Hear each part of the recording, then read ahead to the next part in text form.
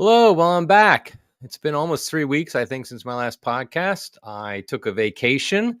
My family actually went to Catholic Family Land for the first time ever. It's not a place I ever thought I'd go, but we went and we enjoyed it. It was a great week. And then I got sick last week. When I got back, I'm just glad I didn't get sick during the vacation.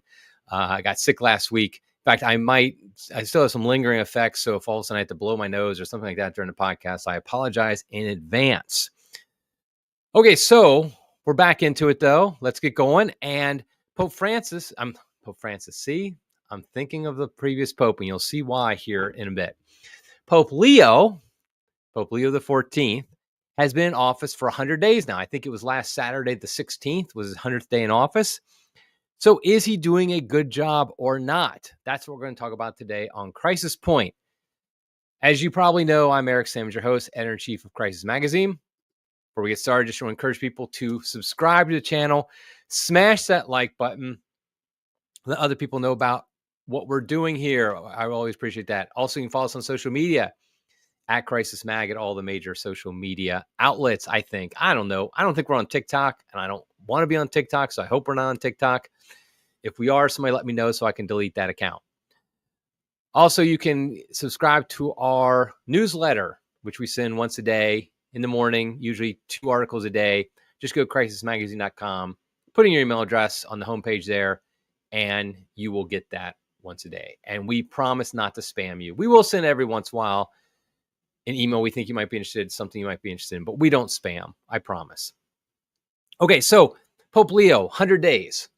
It's kind of a tradition in the American presidential circles. When you think of like the first 100 days, that's kind of when they can get a lot of stuff done. And so you evaluate the presidency after 100 days. And so I saw some people doing this about Pope Leo's pontificate. And so I thought I'd do the same thing.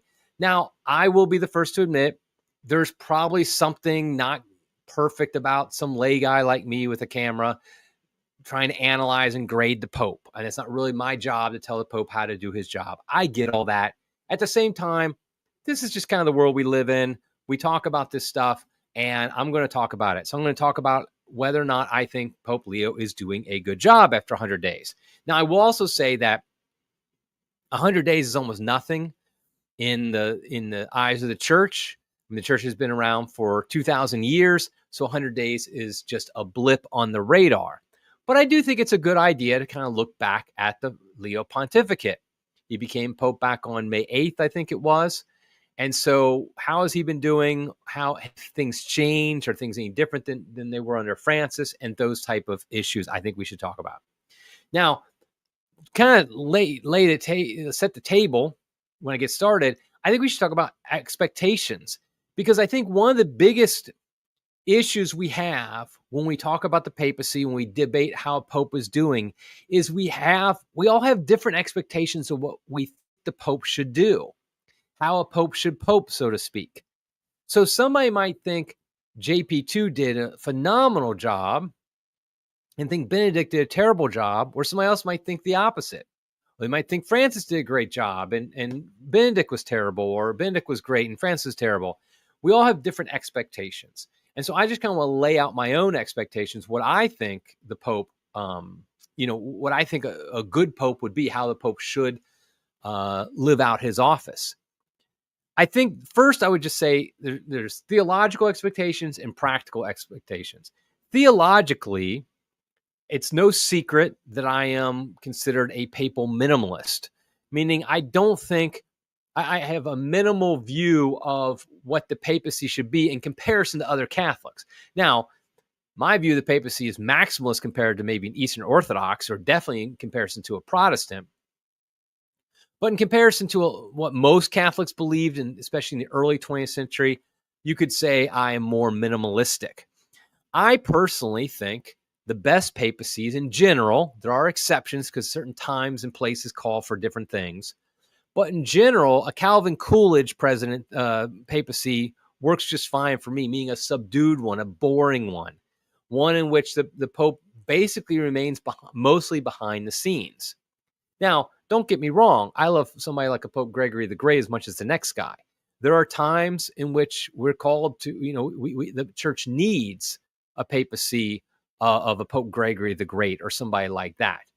But in general, my expectations of what a pope should be tend, okay, to use modern popes as examples, tend more towards a Benedict than a JP2.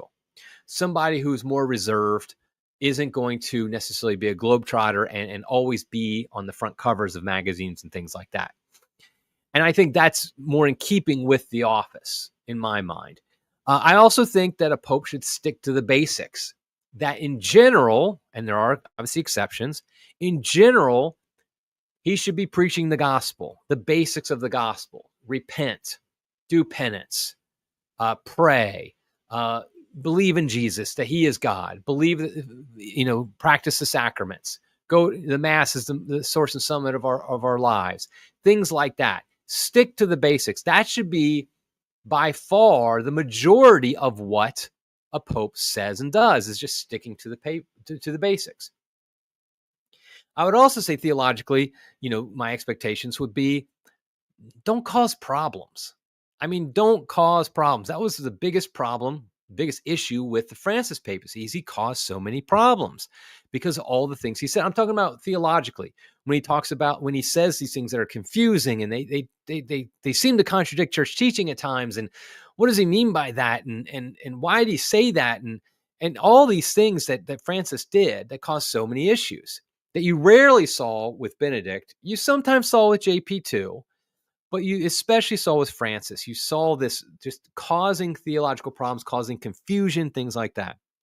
So as you can tell, my idea of a good papacy would be a subdued one, a boring one, a non-controversial one who basically just does the basic job of proclaiming the gospel, proclaiming the church's teachings, and that's about it. Now, practically speaking, I would also say, so this is less theological, more like practically the office, I would want a pope, today at least, that cleans up the internal mess. I mean, honestly, I think right now we're at a time in the church where I think the pope, and I'd say most heretics, hierarchs, most bishops, in other words, they should be internally focused rather than externally focused. We talk, I was thinking about this the other day. Honestly, I think this is a development, evolution in my own thought. I was director of evangelization for a diocese for 5 years. I wrote a book called The Old Evangelization. I've done evangelization work, organized it at a parish level for years. But I'm starting, so obviously I believe in evangelization. I believe we need to share the gospel with other people, with people outside the church, particularly. But honestly, I kind of feel like maybe we're in a time where the primary focus of our bishops, of our pope, of our priests even, should be internally focused, meaning on really teaching and supporting Catholics in the church, Catholics who are practicing, to really equip us and to really strengthen the internal aspects of the church. And that includes cleaning up the mess. So all the scandals, all the corruption we see at the Vatican, we see in bishops, things like that, to really be focused on cleaning that up. If a pope came and he didn't say a word to the world, but he just focused only on cleaning up the mess at the Vatican, I think that probably would be an extremely successful papacy. And so I think that's one thing, practically speaking. Another thing is, this is like with the stick to the basics. Don't get involved in every controversy. You don't have to say something about every topic under the sun. I know we live in a culture where everybody does this. I do this. We all do this. You have a thought, you put it online, you make it public. But like the Pope doesn't have to talk about every single controversial subject. He doesn't have to talk about immigration or whatever the case may be. Again, stick to the basics. I would also say that practically my expectations are such, I did not expect that this conclave would produce a superstar Pope. And by superstar, I mean not a JP2, but I mean like a Pius X. I mean somebody who really was a true saintly superstar Pope who returned us to the traditions that we should be returning to, that promoted the Latin Mass, that promoted traditional Catholic morality, that got rid of all the terrible bishops, all that type of stuff. We weren't going to get that. I mean, obviously the Lord can do anything, and I do believe in miracles, but usually he doesn't do miracles like that. Typically, he basically leaves us to our own consequences of our actions in many cases here on earth. And so I did not expect the Pope to be whoever was elected after Francis to be some superstar. So that's part of my expectations as well. Also, I recognize, as much as I want the Pope to be subdued and boring and behind the scenes, I recognize that we just simply live in an era of the influencer Pope, the celebrity Pope. This isn't, 1820 or 1620 or something like that, where the Pope could maybe, especially like 1120, where the Pope could basically go about his business and most Catholics didn't know who it was or didn't know anything about him. The fact is, when the Pope speaks, it's news. And so we are all desperately trying to follow influencers and celebrities, and the Pope is number one on the list. And so I get that. And so my expectations would be that he would handle that. This is before before the election, was he would handle that well in such a way that was a good witness to the Catholic faith, which I think, Francis in that case was a terrible witness because of how he used his celebrity, his influence for so much bad things. Okay, so that's first kind of set the table, what I expected, what I was hoping for, what I expect from a Pope. That kind of helps you understand how I'm going to grade Pope Leo based on that. Another thing I want to bring up about the first 100 days of Pope Leo is it's fascinating to watch how everybody's trying to claim him as one of their own. You particularly see this with the progressives. They are desperate to make Leo Francis 2.0. That he is going to continue the Francis legacy, that he is going to continue to be the same type of Pope that Francis was. You also, yes, see this in some conservative circles as well, even some traditional circles, not as much traditional circles, but a little bit, but definitely in conservative circles. They want to make Pope Leo to be a JP2, a Benedict, or something like that. And I will be the first to admit that perhaps I do this as well. I'm not going to claim I'm innocent of this.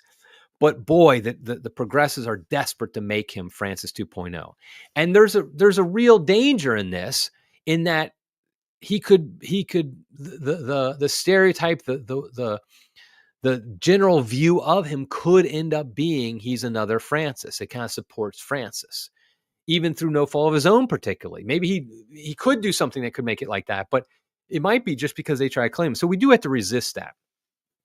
I've seen this over and over on social media where the usual suspects will try to claim Leo as one of their own. You saw this like Cardinal Marx of Germany. He really is trying to do this.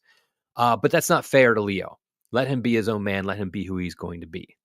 And so that's something I think we need to watch out. And I hopefully I don't do that here when I'm talking about the first 100 days. I'm not trying to claim him as a traditionalist. I know he's not a traditionalist. I'm not even claiming he's a conservative. I don't think he's a conservative Catholic either. I don't think he's progressive necessarily either. If I had to put him somewhere on the spectrum, I'd put him somewhere between progressive and conservative. As much as those labels are limited in their use, that's where I'd probably put him. One more thing I wanted to bring up about this is that I've chuckled to see how some traditionalists have just gone crazy. I was going to use a term that shouldn't be used in a family podcast. We try to be a family podcast here, but they just go crazy attacking what they call trad ink. Whenever somebody uses an attack and they say ink afterwards, it probably is them being dumb. Conservative ink, Catholic ink, trad ink. I've used it myself. I'm sure I was probably being dumb too. But the whole trad ink, that basically somehow, I don't know how this happened, some conspiracy happened among traditionalists, the Peter Kwasniewskis, the Taylor Marshalls, me, other people like that, where we all decided whoever the Pope is after Francis, we're going to back him. We're going to be supportive of him, and we're going to act like he's great. And this is I don't really understand how the conspiracy works. Am I supposed to get a check for doing this? Can I get paid in Bitcoin? I mean, that's what I'd prefer if you could do that. Vatican unknown people who are, fostering this conspiracy. But the point is like, it just is stupid. The idea that this is happening. What it is, it's what I call enemies list Catholicism. What I mean by that is it's people who want to put people on an enemies list. They want to put anybody they see as faltering at all on an enemies list. Oh, Eric Salmon says something good about Pope Leo. He used to be shunned. He's an enemy. He's no longer to be trusted. He's part of Trad Inc. I, however, am pure. I am truly part of the remnant, and I will tell you like it is. I may get fired from every job I ever hold, and that has nothing to do with me, but I will tell you the way it is. And I just think it makes me laugh because it's just so stupid. The fact is that most trads, like me, like Pierre Kwasniewski, like Taylor Marshall, people like that, we simply approach this papacy just like we did the Francis papacy and the Benedict one, everyone before it. We are open. We give the benefit of the doubt to the man elected as the successor of St. Peter. We hope for the best. We pray for him. We try to interpret what he says in the best possible light until we have evidence that that's not true. And we go about our business.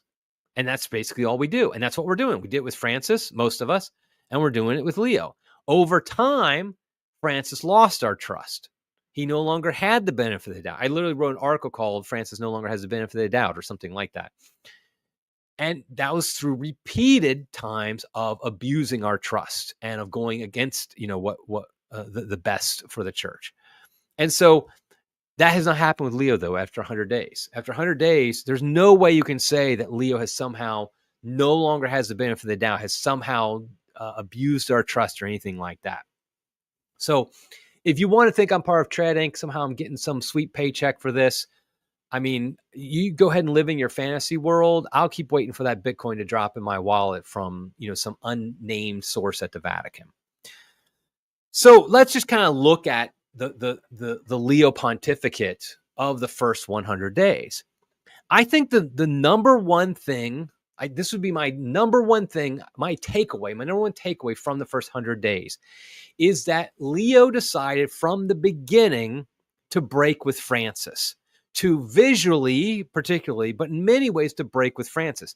I'm not saying a total break. I'm not saying all of a sudden he's like Francis, he's going out there and condemning Francis. He's saying many good things about Francis. Of course he has. What I'm saying, though, is he made it very clear from the beginning his style is not going to be the style of Francis. And I don't think we can underestimate how important style is when it comes to the celebrity papacy we have now. We have a celebrity papacy. Style matters. By style, I don't mean like how you dress only. I mean like how you pope, how you act in public, what you say when you're publicly speaking, how you say it, things like that.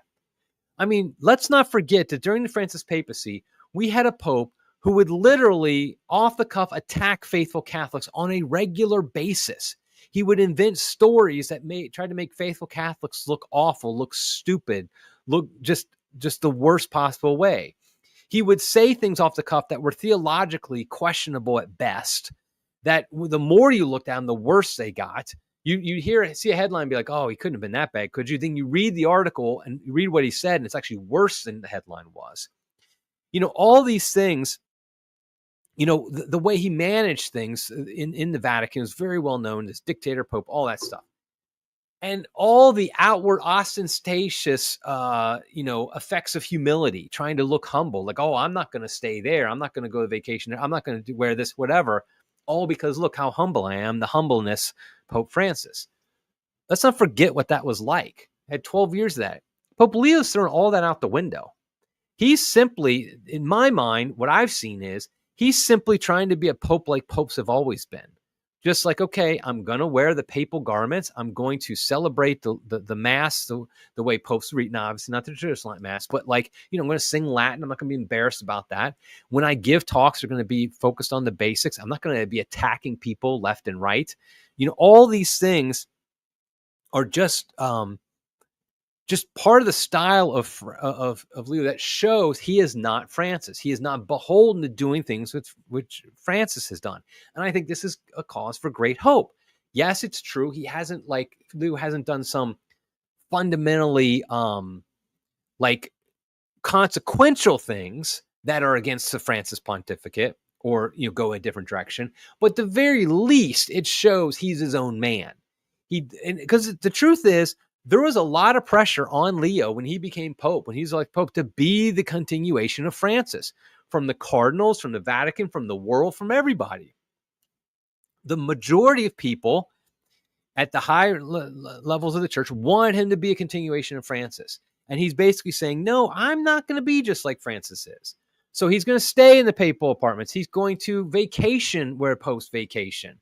He's going to, he's going to dress like popes dress. He's going to just be normal. I mean, that's the biggest thing. He's just going to be normal. And so that's, and also like, if you read Leo's addresses, his homilies, his addresses, they come across as just a pope basically just talking about Catholic things. When you followed Francis for any length of time, it was just so weird how so many things he said were like just modern, ways of saying things. He talked about synodality all the time in weird ways. Yes, Leo talks about synodality as well. But just like it was like there was no like just regular talk as a Catholic when it came to Francis. But with Leo, there is. You just get, basic exegesis and things like that. Excuse me. So, and another thing about Leo is, in this kind of in keeping with this, breaking away from the style of Francis, is all those outward signs that are very important. I've written an article about this. I mentioned it on the podcast before, and how that trickles down. The fact is like when a young associate pastor wants to maybe include a little Latin in the liturgy, and his pastor would say, no, we don't do that here. He now can say, well, Pope Leo does it. He couldn't say that with Francis, of course. He can say Pope Leo does this. And so these outward actions can really affect us interiorly. And it seems that Pope Leo knows that. And so for that, I think that's my number one takeaway about Leo, is that he is charting his own course. Now, whether or not that's going to be a great course or not, I can't say yet, but I am saying it's at least different from Francis. It's impacted by Francis, no question. You can't follow Francis after a 12-year Francis pontificate and not be impacted by that, obviously. But it's going to be in a different direction. Now, what about like his appointments? This is something that has been interesting. That, of course, that's one of the biggest things about a pontificate is who does he appoint in the various positions at the Vatican, but also for dioceses, bishops of dioceses. And I don't think there's any clear signs yet. I think this one is like if I'm very happy about the fact that he's going a different direction than Francis, at least in style and other ways, I will say the appointments, it's unknown right now. He's kept everybody in place so far at the Vatican, which is normal. There's nothing weird about that. There's nothing that says he's just going to keep them forever. But like he is going to start making appointments to the Vatican that will be very interesting to see. And will he, for example, get rid of Tucci and things like that? But as far as bishop appointments, I have not seen, and correct me if I'm wrong, chat, if I missed anything, I have not seen any appointments where I'm like, oh boy, that's a bad one. I've just seen like, okay, that seems like a normal one. Again, kind of boring. He often picks people who are local to the scene, maybe auxiliary bishops or priests in the diocese or nearby diocese or something like that. And so he seems to like picking people with local connections. But here's something I want to say with appointments. We have to remember, we have not had a pope in my lifetime that has had great appointments. Francis obviously had terrible appointments. Benedict's appointments are probably the best, but JP2 had some terrible appointments. He had some good ones, but boy, don't forget, most of the cardinals and bishops that have been a problem for the last 20 years, they are all picked by JP2. So for all the good you might want to say about JP2's pontificate, he was awful at appointing people. So even Leo could follow in JP2's footsteps. He could have some terrible appointments. Now, some appointments are terrible and you don't know it. You don't know McCarrick is a monster when you pick him. Now, the fact that he moved up so quickly, that's problematic. But the point is like, I'm not blaming the Pope for every appointment that turns out bad, because you just simply can't bat 1,000 when it comes to appointing people to be bishops, stuff like that. But in general, you want the good better more than the bad. And you don't want the really bad, which is what JP2 had, some really bad appointments, especially when he just would elevate people who we knew were bad to the cardinalate and stuff like that. So I don't expect Leo's appointments to be awesome. I don't expect them to be him to bat 1,000. But my hope is that maybe he picks a lot of bishops like him who are boring, who are just kind of do their business, focus on the internal, hopefully just kind of preach the gospel and don't get all controversial. That would be nice. I think that would be a good thing. Another thing I want to say, kind of in Leo's favor, is I've been very happy with the way he has spoken out about peace and against war. He's spoken out for the suffering people in Palestine, especially the Christians suffering there. He's been wanting people to work towards the end of the war in Ukraine. I think this is a very good, important thing. All the popes, frankly, in recent years, decades, have been very good at this. And I'm glad to see that he is keeping with that. Yes, he's had some statements politically that, I don't agree with, like on immigration. He suggested things, but I feel like he hasn't really gone Francis crazy yet on that. Like, I know he and I, if we sat down and had a conversation about our politics, would not agree with each other on everything. And that's fine. I don't need to agree with the Pope on politics. He doesn't need to agree with me. I don't really care.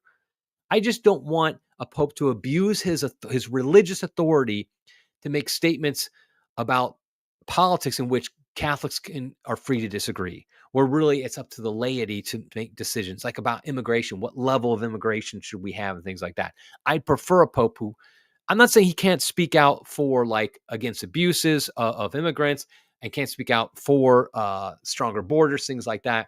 I just don't want a pope who obviously takes one side, almost always the progressive side, on some political issue and just drives it home and abuses his authority and really harms his religious authority by attaching himself to some political view that is not required of Catholics. So that's something that I've been generally pleased by. He's been much less political than Francis. Yes, he has some instances, but it hasn't been anywhere near as bad as Francis has. I would just say, if I had to sum up Pope Leo, the one word I would use, if you ask me, what is one word you use to describe Pope Leo? It would be normal. Just normal. He just comes across as a normal person. And honestly, that is a big change from the last Pope. Leo doesn't come across as some super ideologue who like sees the world through this crazy ideological lens where everything is judged by this 1968 progressive lens. Also, he's not even like Benedict. Benedict was super smart, and he couldn't hide it. JP2 was this superstar, crazy, as far as like, his charisma and all that. So the last three popes have not been normal. And I think normal is good. I mean, sure, I'd love a superstar pope who was like super orthodox and traditional, but I think having a normal pope is very refreshing. It honestly allows us to kind of, I don't know, just relax from the last 12 years where we were all on edge. I mean, I'm joking with my wife that, Pope Leo he might be terrible for Crisis Magazine, which I love, meaning there's not as much of a crisis. There's not a crisis all the time. In fact, I feel like, and I could be wrong about this, I haven't really studied it, but I feel like our articles of crisis have been less about a crisis in the church and more about just what's going on in the world, how we can live as better Catholics and things like that. We still talk about things going on in the church, and we're going to continue to. It's not like the problems are solved, but there's not the scandal a minute that there was under Pope Francis. And so I'm very happy that Leo is very normal in the way he talks, the way he interacts with people, all of that. He just comes across as a regular guy, which I think is good. Then come across as a weirdo. And that could have happened because you look at some of the Cardinals, they definitely could have come across like that. So what grade would I give him? Yes, I know it's arrogant and blah, blah, blah that I'm giving the Pope a grade after 100 days, but I'm going to do it anyway because this is my podcast. I can do whatever I want. I would give him a B plus. That's my grade. My grade is a B plus. I don't want to give him an A simply because he would have to do something I think more phenomenal, like all of a sudden rescind Traditionis Custodes or sack, Cardinal Fernandez and some other people like that. That I would need him to do something more significant to get an A. That being said, his just normalcy and his doing most of the Pope things right, I think gives him a very good grade. I think gives him, like I said, a B plus. I mean, I would give him Francis an F, F for Francis. I would give him, well, before he resigned, I probably would have had Benedict close to an A minus or something like that. But with the resignation, he goes down. But the point is, after 100 days, I think Leo is doing a good job. I think there's every reason to believe he'll continue to do a good job. And yes, he will have his missteps. Yes, will be things he does I'm not happy with. But overall, I think that it's a welcome relief from what we had with Francis. And that's just the last thing I just want to bring up. The reality is Francis broke a lot of people. let's be honest, he broke a lot of Catholics. And what I mean by that is he really harmed their ability to trust the church, to trust the hierarchy, to look at the bishops and the Pope as father figures and even priests. He really did break a lot of people. And that's what happens when you have an abusive father. People freak out when I say that Francis was like an abusive father. And I'm sorry, but it's true. He was spiritually abusive. And that broke a lot of people. And I think we should pray for those people. And I think we should be understanding of those people, not attack them, which I sometimes do, I admit. And I shouldn't do it, but I know I do that sometimes. But the fact is, it's very hard to get over that if you've been broken by Pope Francis, and because he spiritually abused you, which I get, he did to all of us.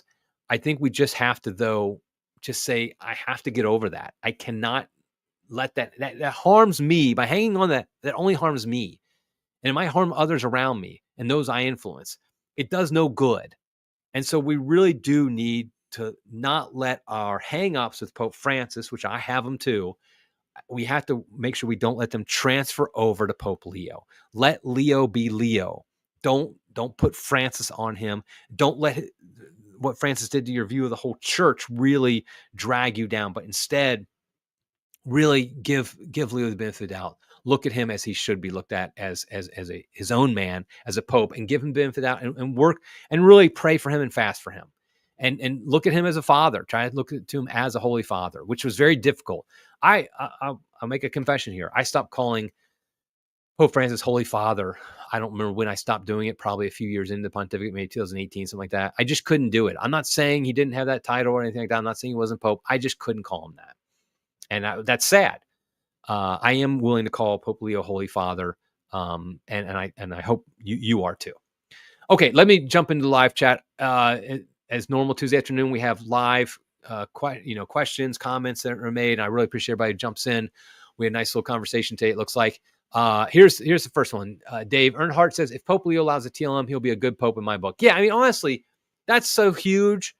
It'd be hard to be a bad Pope if he regularized, kind of opened up the TLM again. He rescinded, at least in practice, Traditionis Custodes. I'm not sure he's going to come out and say it's done. I just hope that in practice, the Traditional Latin Mass is allowed to flourish again. That would make him, I agree with you, Dave. Anna Kate says, I think wait and see, especially since nothing happens in Rome in the summer, is different from going all in as hyper-papalist. I think every group has their blind spots. Yeah, you're right. I know I have them. We all have our blind spots. And I think that's where I am. I mean, I don't even, okay. Anna Kate, you bring up a good point about wait and see. I'm not even at wait and see. I think I'm more of a benefit of the doubt, be positive. Try to look at the positive as much as possible, not just waiting. Because I feel like you might not mean this, Anna Kate. You probably don't, knowing you. I don't think you do. But some people take wait and see as almost wait for him to do something wrong and then pounce. We don't want to do that. We need to assume good things will happen. We need to assume he'll do good. And if he disappoints us, we can talk about it at that point. But at this point, that hasn't happened, so let's not do that. Michael Jarman says, 100 out of 100, Eric. Couldn't agree with you more. Thank you, Michael. I appreciate that. Always like to get some positive reinforcement. Mere Tradition with Kennedy. Oh, Kennedy. What's up, bud? Eric, did you receive your shipment of gold bars? The Vatican usually drops mine off my backyard from the Hill Card. Kennedy, that's the thing. I asked for it in Bitcoin. Maybe that's what's holding up my payment. I guess you asked for it in gold. Probably good not getting those Canadian dollars. So, okay, now we know why. I need to contact my Vatican contact and let them ask them, like, what's going on? Do you not pay in Bitcoin, or do I need to get like worthless cash, or maybe the gold bars in the backyard? So hopefully people understand we are joking. Female KC Royals fan from Nebraska. Was your name before just KC Royals fan from Nebraska? I remember it being female KC Royals fan. But anyway, okay, so still waiting for Supich to be replaced in Chicago, still waiting for Dolan to be replaced in New York City. Yeah, that will, I mean, I think Dolan's over 75. I know Supich is over 75. I mean, my hope is that Supich is replaced soon. Dolan, I'm okay if he goes on for a little longer. I'm not like Mr. Dolan fan or a Cardinal Dolan fan, but at the same time, he's no Supich. I mean, there's a huge difference between the two. But I think that's one of those things where, like, give the Pope time on that one. And, really, he needs time. There's so many things that go into play. He's not going to be like, oh, the first thing I'm going to do is going to replace the bishop from my hometown. That probably is not the first thing, who's a very powerful bishop. He's probably going to be like, let's just get our feet wet, start doing things, and then eventually we'll take care of that. Excuse me. Anna Kate also says, TC and FS need to go document-wise. Yeah. Traditionis Custodius and Fiducius is Supplicans. Fiduci. Why am I forgetting it? Anyway, you know what I'm talking about. Yes, I agree. I just don't think they're going to actually go in the sense of they'll be formally rescinded. I think what I hope happens, I hope they are formally rescinded, but the most likely scenario is that they're simply going to be forgotten about, overridden by other things in a more subtle way. But we'll see. And Kate also says, we're going to have to change the name to Things Are Relatively Okay magazine. That this doesn't roll off the tongue as well, but maybe we should do that. Things Are Relatively Okay magazine. And the truth is, and I know you're joking about this, we know the state of the church right now isn't okay. We're still in crisis. There's still lots of people leaving the Catholic Church. The culture is very anti-Catholic. All these things, there's plenty of homosexual bishops and priests out there who are doing terrible things. We know all that's true. So I don't want to act like I'm like Pollyannish. I know all that's happening. At the same time, we can be happy for good things. And we don't have a pope who seems to hate us. And I think that's a good thing. So maybe I should comment that. The Pope Doesn't Hate Us Anymore magazine.com. Okay, final, Gracie. History will tell just how bad Francis was. I think it's very difficult to be objective, like historically objective, when you're living through it. It's just not possible. And the funny thing is, during the Francis pontificate, I often said that it's premature to say this is the worst pontificate in history, because we just can't say that when you're a contemporary of it. You can't judge it objectively.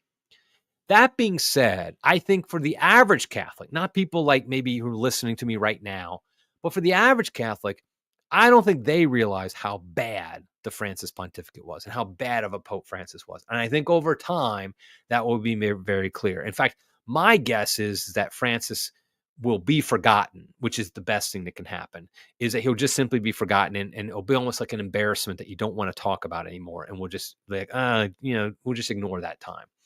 And I think that's a more likely scenario. So we'll see. But yeah, let's pray for Pope Leo. I'm going to finish it up there. Pray and fast for Pope Leo, and pray for his appointments, the words he says, everything he does. And don't get dragged down by the people who just want to assume he's another Francis. I just can't. I think that's the more danger of my audience than the Pollyannish view, is that you're just going to want to find something wrong. He will make an appointment that will make you upset. I guarantee it. It will make me upset. But let's not just be like, okay, he's dead to me now, and he's not a father figure to me anymore. But instead, let's just really try to treat him as a holy father as long as we can. I hope it's for his entire pontificate. I hope I never have to say something about him like I say about Francis. I just hope and pray it doesn't happen. So, okay, until next time, everybody, God love you.